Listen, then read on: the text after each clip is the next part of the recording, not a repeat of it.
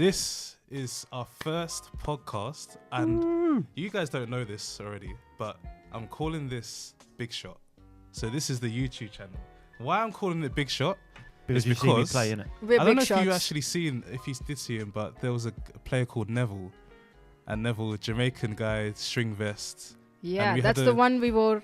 We had the memorial. With the tournament. orange and the multicolored one. Yeah. And every time when we were playing tournaments or if we was practicing and someone hits a really good shot, it could hit the edge, it could hit the net, and it just go, big shot. That's all he was doing every time. So I thought, you know what? Most of the Jamaican players are so unique. The ones in our club, they actually make an icky noise once there's a good shot. I love it when they go. That's not the Jamaican players though. That's the African players. Is it? Yeah, all the time. Emmanuel and Lawrence and Yemi, all those guys. They always make those noises. But yeah, that's what gives flavour. That's what I like. But let's introduce ourselves. But it's taken a long while. Oh man. So obviously Jamal, I'm gonna call myself the host for this. This is everything that I guess I've put together, and we have. No, you're not the guest. You guys are definitely the reoccurring. You're the celebrities. Celebrities. I'll take that. So we have Josh Dye and Shweta. Hi, everyone. Hi. I'll love you Proud to be here. Yeah. Introduce yourself, Josh. Oh, okay. Hi, everyone. As Jamal said, I'm Josh Dye. I'm a table tennis coach at Mossford Table Tennis Club. And still I play a little bit. But Jamal's invited me here as he's one of my close friends. Even though he batters me all the time, I still turn up. And thank you for having me, Jamal. Pleasure. How professional was that? That was very good. Off you go, Shweta. My name is Shweta and I play table tennis because I'm passionate about it. Thank you, Jamal, for having me here. It's short and sweet. That was actually quite more professional than me. That was actually really, really good. And if you guys didn't know, we all play for Fusion Table Tennis Club. Yoo-hoo! Definitely, we'll plug it in all for the video. We'll plug all the Fusion stuff in here, definitely. So you have to go and check that out. Facebook, Twitter, whatever we have.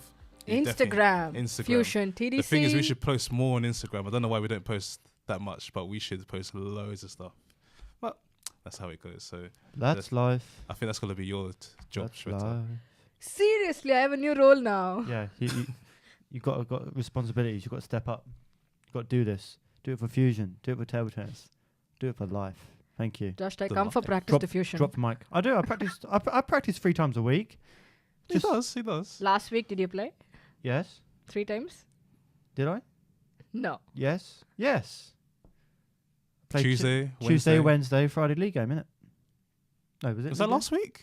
No. That wasn't last week, was it? Last week, none of us were there. We were all on rest. All on rest? Even you. Where was I? Oh, I wasn't there. I was at JBL, wasn't I? Oh, yeah. JBL. What an event. We'll definitely be touching on that soon. The first thing we probably can talk about is Harimoto. Is he the future number 1? What do you guys think? No. Shweta? I would say he has the potential for it. I think he can make it. I really think he could. Why, he could Josh, be do you number 1. feel no? This is like the cliche of table tennis, but I seriously just think that the Chinese have got like a conveyor belt of just players ready to overtake Harimoto. I can't see Ma Long not being world number 1 again. I can't see Van Zhendong. Is Van Zhendong 22? Is he 22 or 21? He's about 20, yeah. Yeah, Harimoto's 19. Yeah. Van Zhendong. Harimoto's 19. He's not 19. Sorry, 13, sorry. Yeah. Sorry, listeners. I don't see Van Zhendong getting put off the number 1 spot in 5, 6, 7, 8 years till he's like 30, 29. How old will Harimoto be then? But it's all a question of 18. confidence. If you say Liu Shiwen in 2015, she was at the absolute top. She's somewhere mentally down now. Yeah. But I think with Harimoto, I think it's a bit different, especially with the Olympics coming over. So that's 2020, isn't it, in Tokyo? Tokyo. So I think these guys are going to be pushing, like literally just training out non-stop. And I think Harimoto has probably got the best opportunity to become number one from then. So that's 2 years' time.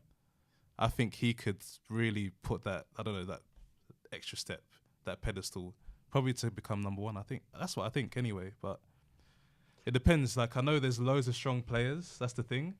So obviously you got Fan Jin-don, you got the other Chinese players coming through. The one that Shushin. I don't know. Shushin, I don't know. He's my favorite. I He's just love a showman. the thing is, It's I just a love how he showman. plays, Yeah. but I don't think he's gonna do it.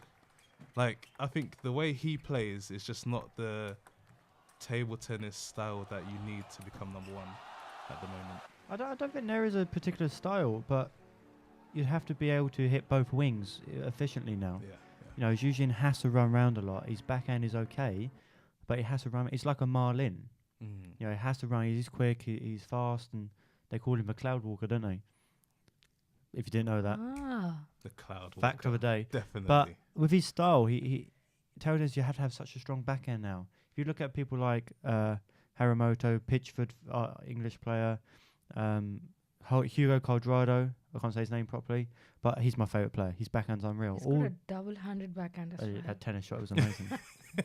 But if you look, they have to have stronger backhands now. You have to be strong both wings, and I just don't think Zhuzhin is. Yeah. But back to Harimoto, I will shut up in a minute, I promise. Okay, but I just felt that for Chinese table tennis, they did it with Timo Boll when he was coming up, is that they taught how to beat Timo Boll. And I think they'll see Harimoto as a threat, and they'll just teach the Chinese players how to beat Harimoto. You know what I mean? So I don't particularly think Harimoto will be number one for a while. I don't know. I just really think he could do it. Like, seeing that, what was the thing that he won? Was it the World Cup? The finals. He lost in the finals. The ITTF Pro Finals. World Cup, yeah. He was playing amazing. And I was watching the lead up to it. So, like, he played in the Swedish Open. I think he lost to Benedict or something like that. Oh, Benedict Duda. Yeah. Legend. And Great before backhand. that, again, he was losing to some European players or whatever. But the thing is, he was getting far. He was getting to, last 16s, last quarterfinals and stuff like that. And I was watching him. I was thinking, like, I can see where he's going wrong, and I can see that he's really, really, really thinking about, like, I've lost to this guy. What have I done wrong? How can I really improve on that? Like, and what, like, I can see, like, especially the Swedish Open. He was watching. He played Benedict Duda, lost to him. I think he was talking to his dad is the coach, just talking to him. I could see him. He was really, really, really upset. He watched the next game. He was watching Benedict play. I could see, like, he was really studying the game, and I think that's probably gonna give him the edge over probably some of the other ones. I don't know how much they watch the other players. I have no idea, but he just seems really like he's focused on what he has to do, and he's really studying the game in general at that young age. It's like, I think that's amazing.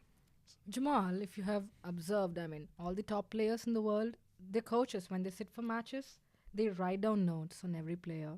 So if you see Mima Ito preparing for her matches, she goes through some of the notes. So probably they might be observing and doing it. The Chinese even have a trademark of creating a player similar to copy the style. So the entire top A-level team gets complete practice to play and move ahead. I see, yeah. And I think touching on your thing about the other players coming through as well, there are some serious players. Like, as I said, the guy that got disqualified for at the tearing his Hungarian rubber off. Open. Yeah, tearing his rubber off. He looks like he could be amazing. But yeah, there's going to be those guys competing with, Harimoto, and also the guys that are there already. So it will be tough, but I really think he could do it. I hope he does, because it's a bit of a fresh bit of, what's the saying? A bit of fresh air. Is that it? Yeah. I'm not good with words. Sorry, everyone. And when people get upset about who's choing, I love it. I mean, it's something different. If it's putting you off, then you may need to get a little bit mentally stronger. But I think he's 13 years old. People can look up to him and say, wow, hold up a sec. I want to be like this 13-year-old. Maybe not so loud, but, you want to be like him. And I hope he becomes world number one. And hopefully more young players will see, wow, this little kid, he's not little, he's probably taller than me, I guess.